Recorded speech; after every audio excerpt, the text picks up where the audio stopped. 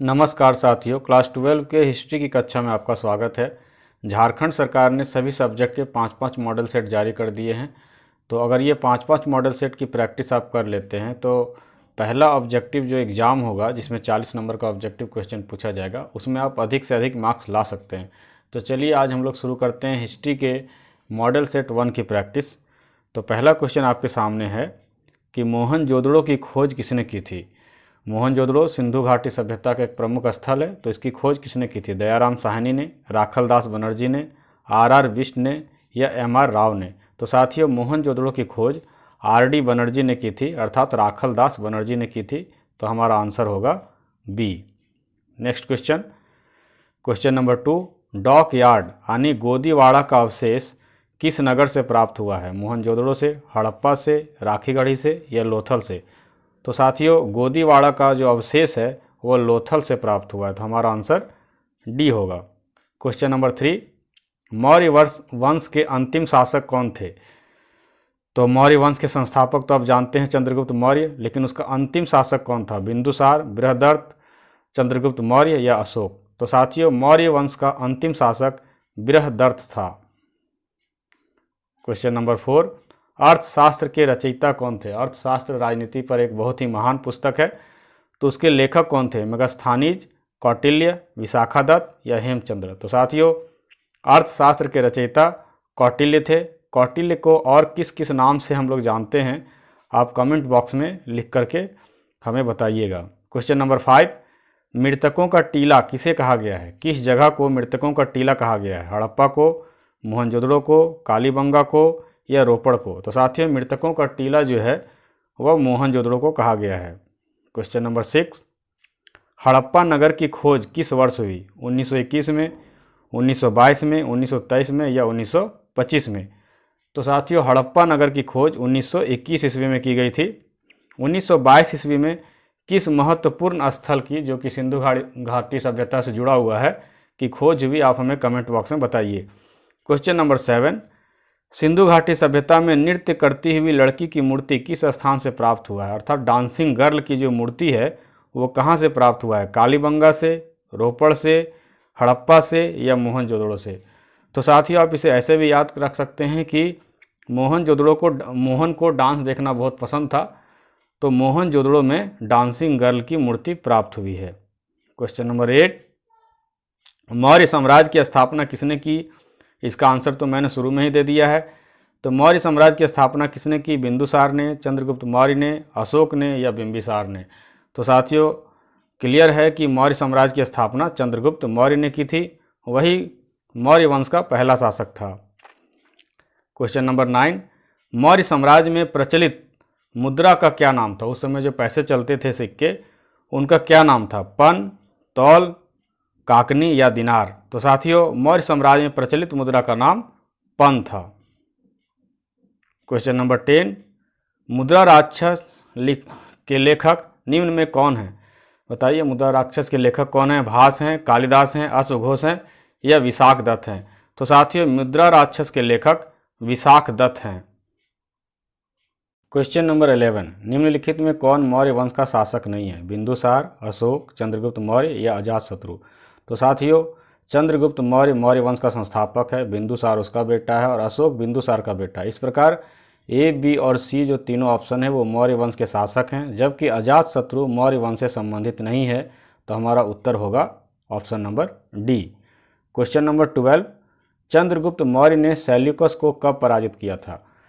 352 ईस्वी में, BC में, 305 BC में, 173 BC में या 261 BC में। तो साथियों, चंद्रगुप्त मौर्य ने सेल्यूकस को 305 BC में पराजित किया था और फिर उनकी बेटी से शादी भी किया था। अमरावती का स्तूप किस राज्य में स्थित है? आंध्र प्रदेश, तमिलनाडु, केरल या इनमें से कोई नहीं। तो साथियों, अमरावती का स्तूप जो है वह आंध्र प्रदेश में स्थित है। तो हमारा आंसर ए होगा। क्वेश्चन नंबर 14, बुद्ध के पूर्व जन्म की कथाएं निम्नलिखित में किस में संकलित हैं? एक पिटक में, जातक कथा में, त्रिपिटक में या पंचतंत्र में। तो पंचतंत्र में तो जानवरों की कथा है, आप लोग जानते ही होंगे, तो पंचतंत्र होगा ही नहीं। तो जातक कथा जो है उसमें बुद्ध के पूर्व जन्म की कथाएं संकलित हैं। क्वेश्चन नंबर 15, भोपाल के किस बेगम ने सांची के स्तूप के संरक्षण में योगदान दिया था? रोशन आरा, शाहजहां बेगम, सुल्तान जहां बेगम या बी और सी दोनों सही है। तो साथियों इसका आंसर बी और सी दोनों सही है, अर्थात हमारा आंसर होगा डी। क्वेश्चन नंबर 16, बुद्ध के बचपन का नाम क्या था? वर्धमान, महावीर, राहुल या सिद्धार्थ? तो साथियों बुद्ध के बचपन का नाम जो था वो सिद्धार्थ था। महावीर के बचपन का नाम क्या था आप कमेंट बॉक्स में आपको बताना है। क्वेश्चन नंबर 17, महावीर का जन्म कहाँ हुआ था? भगवान महावीर जो कि जैन धर्म की स्थापना किए थे, उनका जन्म कहाँ हुआ था? वैशाली में, सारनाथ में, बोधगया में या रांची में? तो साथियों महावीर का जन्म वैशाली में हुआ था, तो हमारा आंसर ए होगा। वैशाली बिहार में, आप लोग जान रहे हैं, एक वैशाली जिला भी है। क्वेश्चन नंबर 18, जैन समुदाय में प्रथम विभाजन के श्वेतांबर संप्रदाय के संस्थापक कौन थे? भद्रबाहु, स्थूलभद्र, कालकाचार्य या इनमें से कोई नहीं? तो जैन धर्म के मुख्य दो भाग हैं, एक श्वेतांबर और एक दिगंबर। तो श्वेतांबर संप्रदाय के संस्थापक थे स्थूलभद्र, जबकि दिगंबर संप्रदाय के संस्थापक जो थे वो भद्रबाहु थे। क्वेश्चन नंबर 19, स्तूप संबंधित है निम्न से।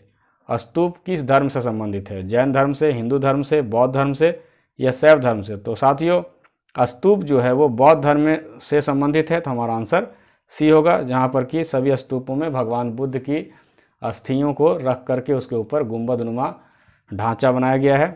क्वेश्चन नंबर 20, कुंडलवन कश्मीर में चतुर्थ बौद्ध संगति किस शासक के काल में हुई थी? अजातशत्रु के काल में, कनिष्क के, अशोक के या कालाशोक के?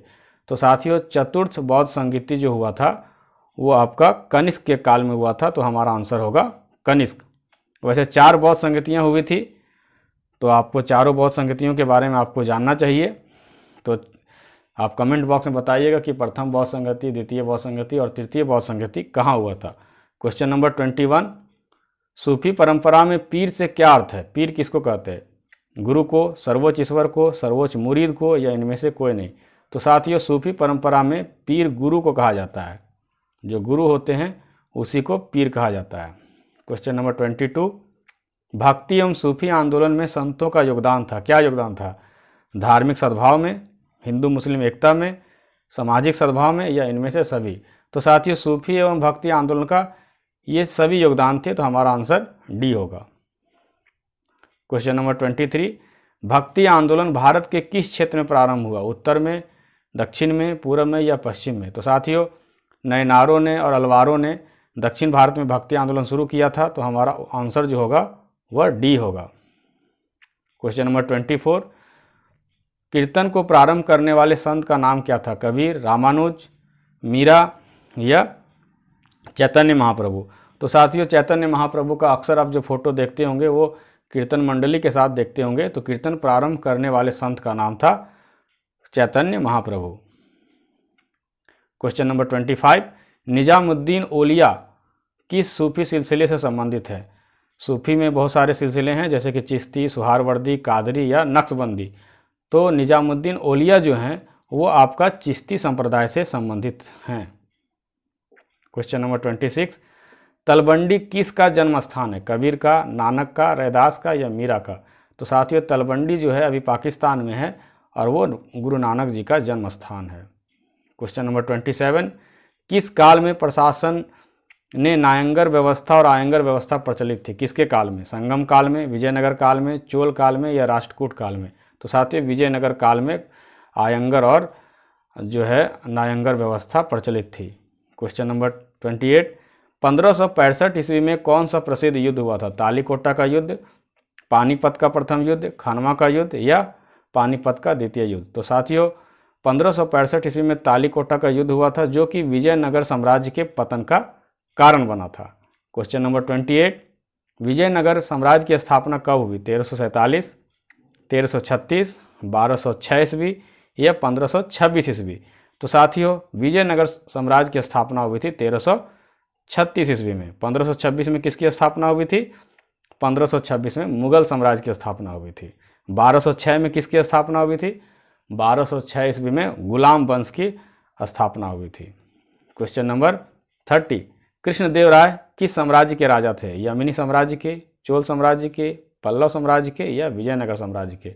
तो साथियों आप लोग जानते हैं कि कृष्णदेवराय जो हैं विजयनगर के सबसे महान शासक थे और इनके जो मंत्री थे तेनालीरामन, जिनकी कहानियाँ आप लोग बचपन में सुने होंगे। क्वेश्चन नंबर 31, प्रसिद्ध ऐतिहासिक स्थल हम्पी किस जिले में स्थित है? बीजापुर में, बेल्लारी में, गुलबर्गा में या विजयनगर में? तो साथियों हम्पी जो है वो विजयनगर में स्थित है। क्वेश्चन नंबर 32, कृष्णदेवराय के दरबार में अष्ट दिग्गज कौन थे? 8 परामर्शदाता थे, 8 तेलुगु कवि थे, 8 सेनापति थे या 8 मंत्री थे? तो साथियों कृष्णदेवराय के दरबार में अष्ट दिग्गज जो थे वो 8 तेलुगु कवि का नाम था। क्वेश्चन नंबर 33, विजयनगर की स्थापना किसने की थी? हरिहर और बुक्का ने, माधव और रामानुज ने, कृष्णदेव ने या इनमें से कोई नहीं? तो साथियों विजयनगर की स्थापना 2 भाइयों ने की थी और उन 2 भाइयों का नाम था हरिहर और बुक्का। क्वेश्चन नंबर 34, अकबरनामा की रचना किसने की? अकबरनामा की रचना अमीर खुसरो ने की, अलबरूनी ने की, इब्न बतूता ने या अबुल फजल ने? तो साथियों अकबरनामा की रचना जो है वो अबुल फजल ने की है। क्वेश्चन नंबर 35, प्रथम पानीपत का युद्ध कब लड़ा गया था? 1526 ईस्वी में, 1527 या 1528 या 1529?